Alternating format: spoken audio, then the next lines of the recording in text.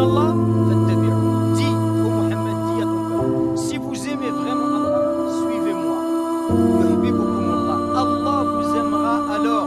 Wa yaghfir lakum dhunubakum. Et il vous pardonnera vos péchés. Wallahu ghafurur rahim. Et Allah est le pardonneur et le miséricordieux. Je ne sais pas ce que ça veut dire les bienfaisants. Al-Muhsinoun, ça veut dire quoi? C'est pas juste la traduction. Qu'est-ce qu'Allah il appelle Al-Muhsinoun? Si j'entends Allah il parle des sabiroun, les patients. C'est quoi les patients? Ça veut dire quoi la patience en islam? Si j'ai pas compris ce que ça veut dire, je pourrais pas méditer. La première étape indispensable, c'est d'avoir un minimum de compréhension du texte coranique. Donc ça veut dire quoi? Il faut revenir aux commentaires, aux exégèses. Et aujourd'hui, alhamdoulilah, vous avez beaucoup d'exégèses, même en français, qui sont traduites.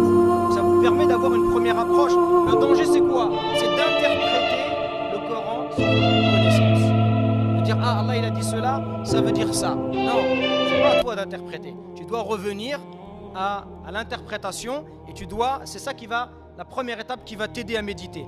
Deuxième étape indispensable, mes frères et sœurs, c'est l'état d'esprit avec lequel tu lis le Coran. Comme j'en ai déjà fait mention à l'instant, tu dois le lire. L'imam Cheikh Farid Al-Ansari, rahimahullah, il nous donne une image. Il nous dit c'est comme quelqu'un qui est assoiffé dans le désert. Imaginez-vous, tu es dans le désert, tu es assoiffé et quelqu'un il vient et il a de l'eau avec lui. Comment tu vas être psychologiquement? Comment tu vas être même physiquement? Tu vas le regarder comment, la personne qui vient avec de l'eau? Tu vas être désireux de lui. Avant même de parler, il va voir que tu veux de l'eau. Tu vas regarder l'eau, tu vas être... Et dès que tu vas pouvoir parler, s'il te plaît, j'ai trop soif, laisse-moi boire. Tu es assoiffé. En fait, quand on lit le Coran, on doit le lire avec le même... Vous voyez cet état d'esprit, ce que ça veut dire? L'état d'esprit de quelqu'un qui a besoin, comme un malade qui recherche la guérison. Quelqu'un qui est malade, il a besoin de trouver une guérison, un remède.